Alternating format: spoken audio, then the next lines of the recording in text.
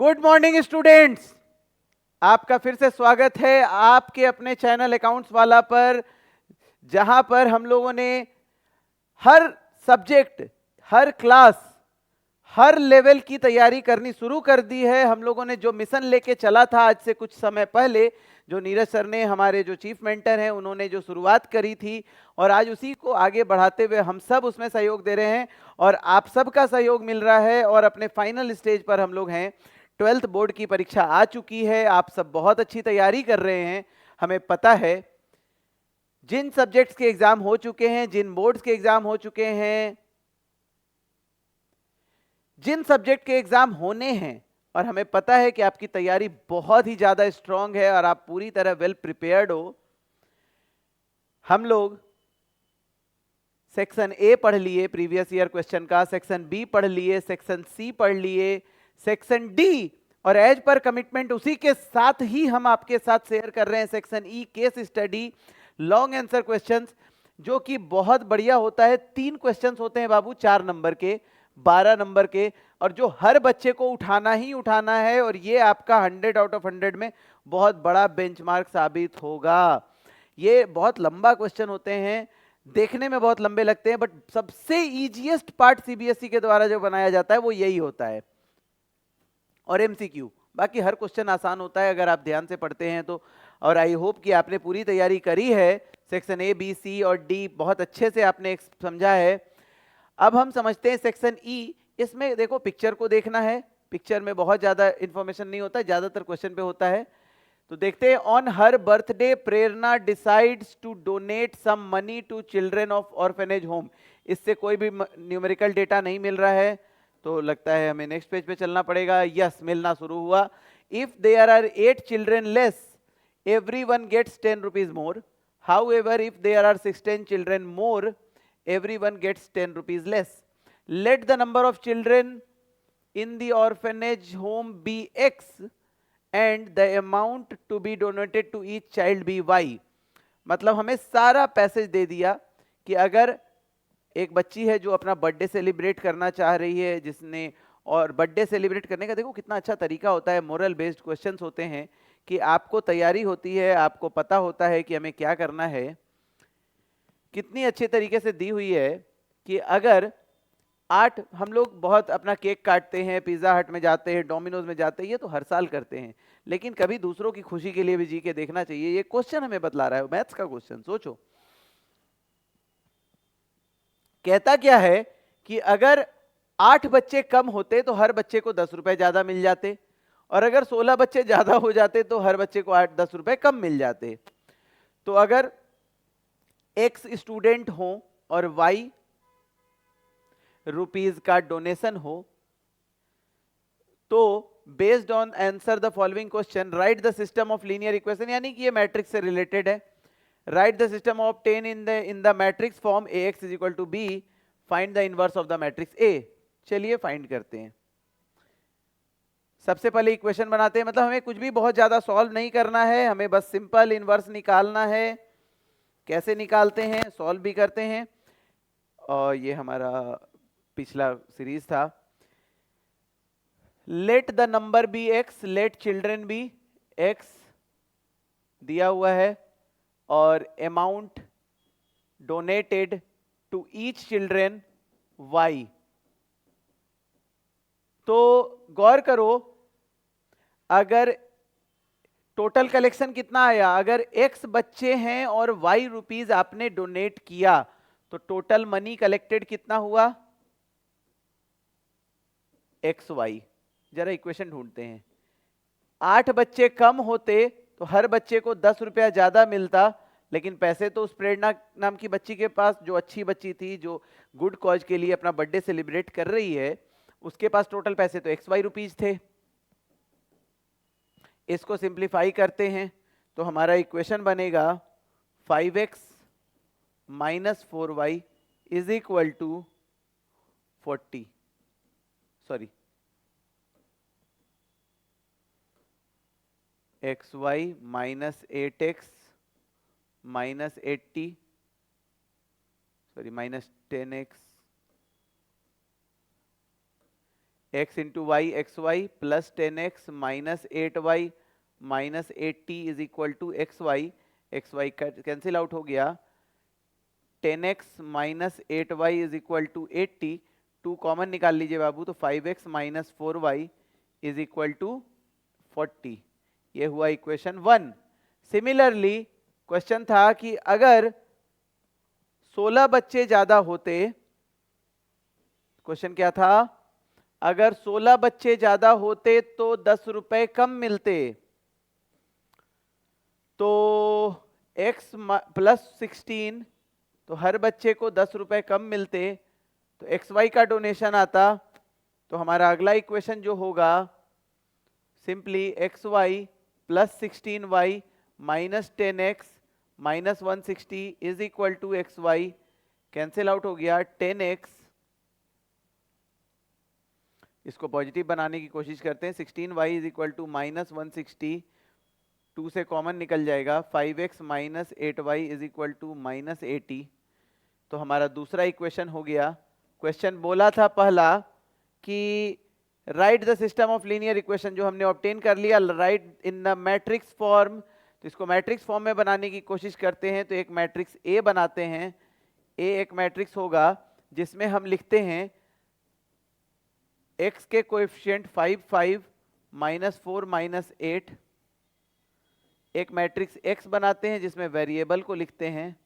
एक matrix b बनाते हैं जिसमें हम कांस्टेंट को लिखते हैं 40 और माइनस 80।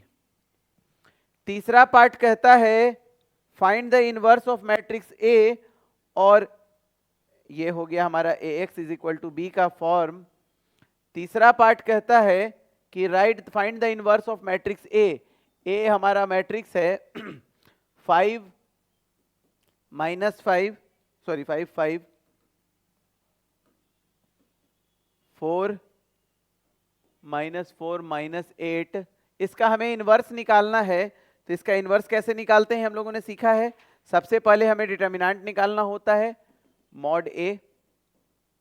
डिटर्मिनेंट क्या होता है हमने सीखा था, cross multiply, minus 40 plus 20 that is minus 20 not equal to 0, therefore A inverse will exist. तो अब हम कोफैक्टर्स निकालते हैं। इनवर्स निकालने के लिए हम कोफैक्टर्स निकालते हैं।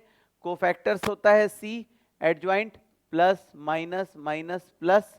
समझने के लिए 5 के लिए कोफैक्टर होगा बाबू माइनस 8, -4 के लिए हो माइनस 4 के लिए हो जाएगा माइनस 5, माइनस 5 के लिए हो जाएगा प्लस 4, और माइनस 8 के लिए हो जाएगा 5।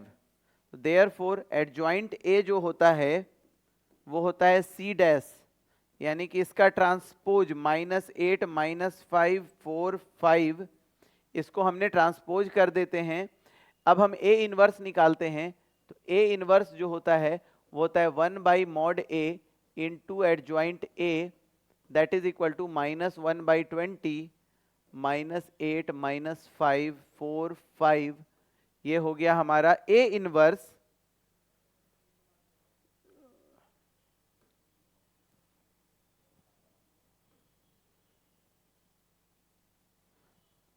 सॉरी, लगता है हम लोग इनवर्स गलत लिख लिया है शायद।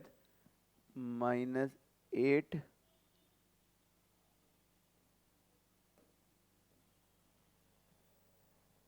Minus 4 5 minus 5 that is equal to minus 1 by 20 into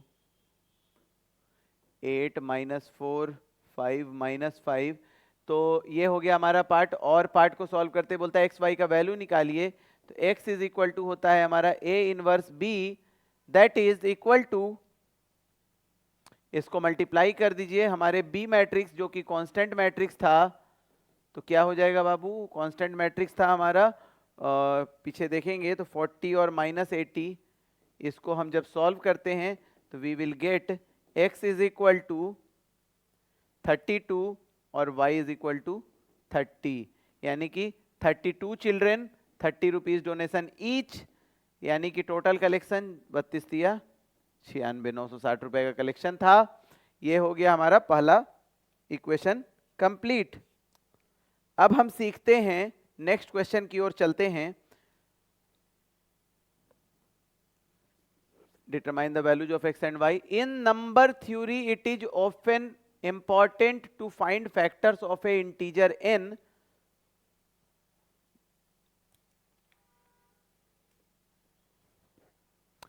The number n has two trivial factors, namely 1 and n, and any other factors, if it exists, is called non-trivial factor of n.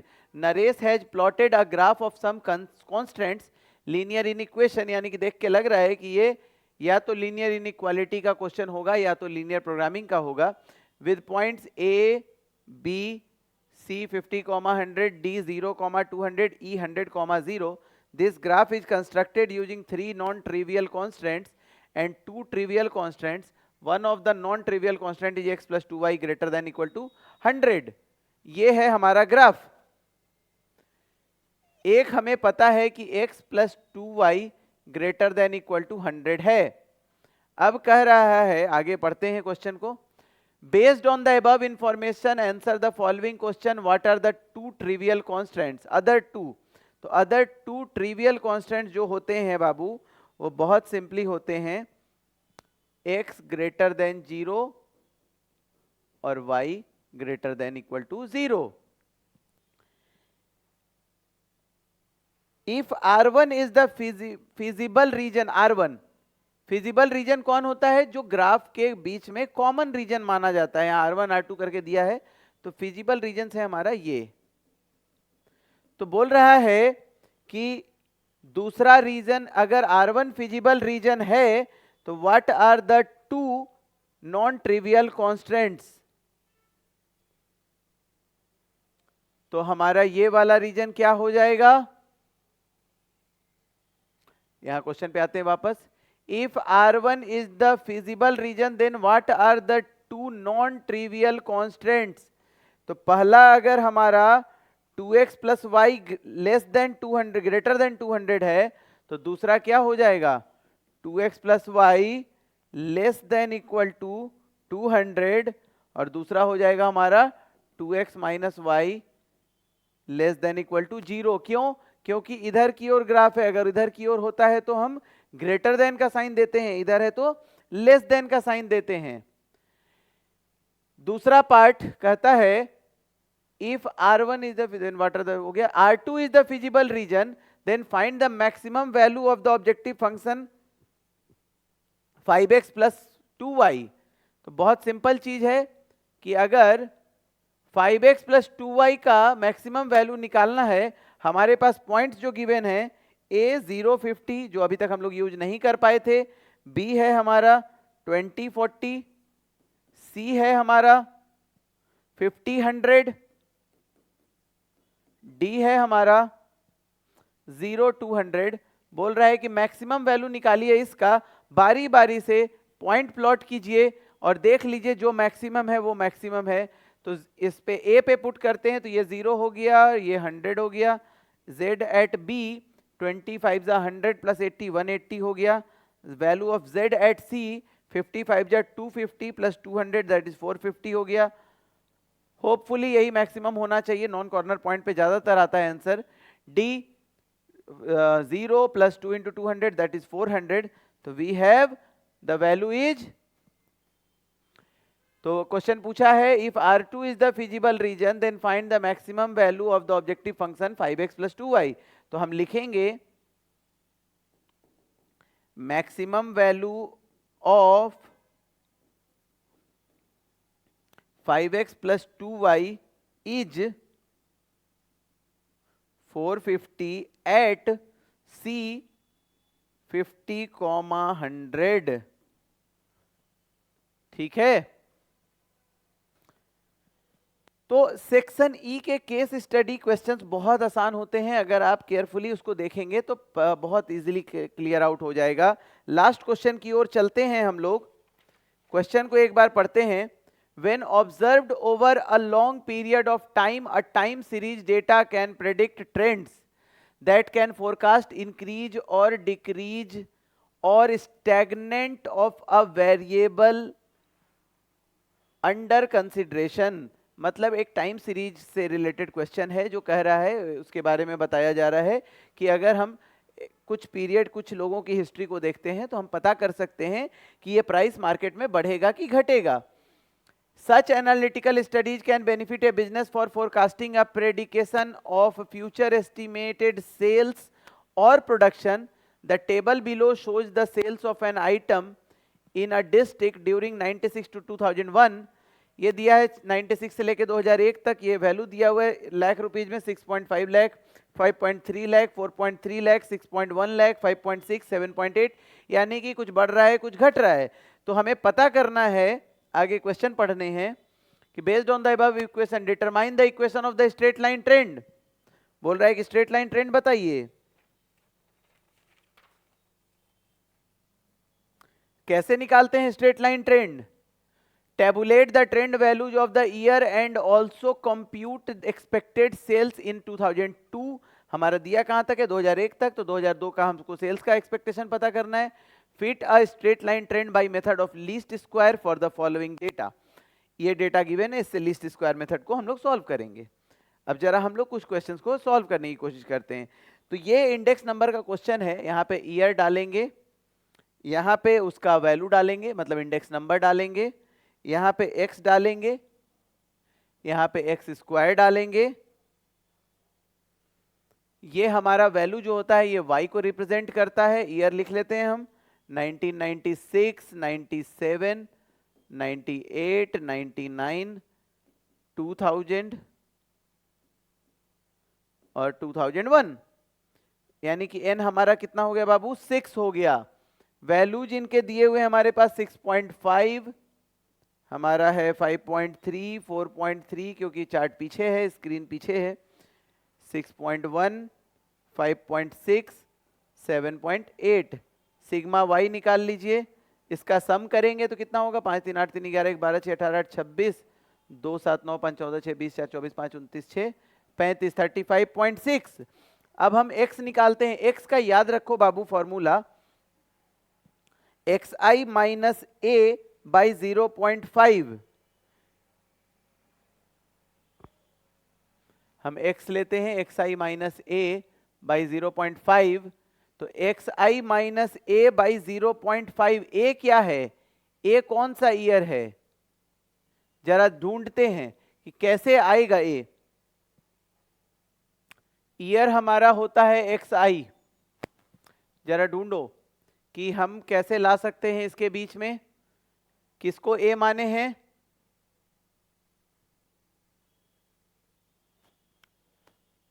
-5, -3, -1, 1, 3, 5. अब जरा देखो x square कितना होगा? 25, 9, 1, 1, 9, 25. इसका सम करते हैं. इसका सम हो गया हमारा 0. इसका सम करते हैं कितना होगा? हमारा 70. और एक कॉलम और हम बनाएंगे xy का. और xy का जब हम कॉलम बनाएंगे तो इसको और इसको मल्टीप्लाई करेंगे. -32.5. ये कितना हो गया बाबू? 3 3 9, 3 5 15, -15.9, -4.3, 6.1, 16.8 और 39.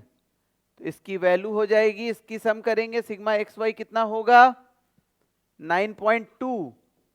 अब हम अपने फॉर्मूला पे वापस चलते हैं कि a क्या होता है और b क्या होता है.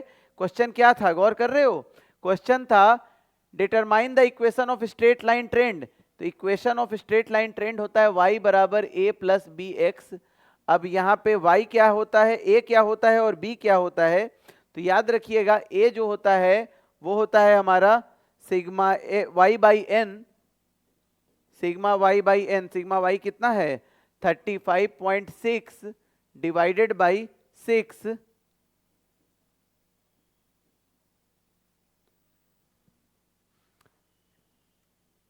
अप्रोक्सीमेटली 5.8 या 5.9 के अप्रोक्स आएगा. 6 5 30, 5 56, 6 9 54, 220. तो 5.9 लिख देंगे. बी होता है हमारा sigma x y by sigma x square. तो हमारा सिग्मा एक्स वाई है हमारा 9.2 divided by sigma x square है 70. That is equivalent to approx 0.13। तो हमारा स्ट्रेट लाइन ट्रेंड हो गया। देयरफॉर फर्स्ट पार्ट को हम सॉल्व करें। स्ट्रेट लाइन क्या हो गया? y is equal to a plus b x, that is equal to y is equal to 5.9 plus 0.13x। अब क्वेश्चन ने पूछा था दूसरा कि find the expected sale in 2002। तो एक्सपेक्टेड सेल इन 2002 क्या हो जाएगा?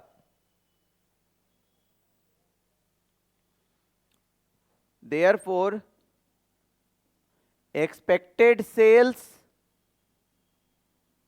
इन 2002 हो जाएगा हमारा, इसी वैल्यू को हम पुट कर देते हैं अपना इस फॉर्मूला पे वापस। कितना हो जाएगा बाबू? y is equal to 5.9 plus 0.13 xi minus a by 0.5 2002 minus 1998.5 divided by 0.5 कितना होगा? इसको सॉल्व करेंगे तो अप्रोक्स हमारा आएगा 6.81 लैक्स। ये हो गया हमारा एक्सपेक्टेशन ऑफ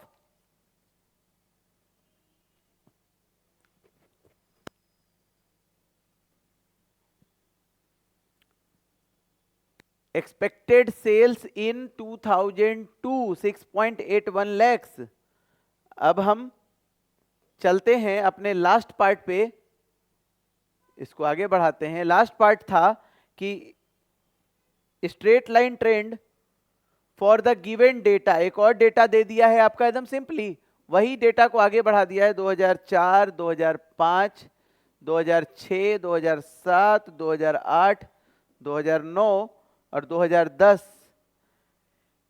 इसके लिए n है 7, y है प्रॉफिट 114 करोड़, 130, 126, 144,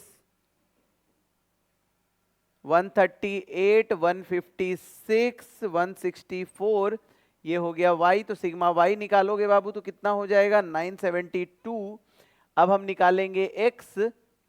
x क्या होता है हमारा? xi minus a। इसको सब्ट्रैक्ट करिए तो कितना हो जाएगा? -3 -2 a होता है एज्यूम्ड मीन 0 1 2 3। इसका सम हो जाएगा हमारा 0। एक निकालेंगे एक्स स्क्वायर, एक निकालेंगे एक्स वाई। एक्स स्क्वायर हो गया 9410149, 14 और 14 हो गया हमारा 28। एक्स वाई इन दोनों को मल्टीप्लाई करेंगे तो -342 -260 -126 0 138 312 और कितना हो जाएगा? 3 चौका 12, 2 में 1, 3 19, 3 एकम 3 1 4।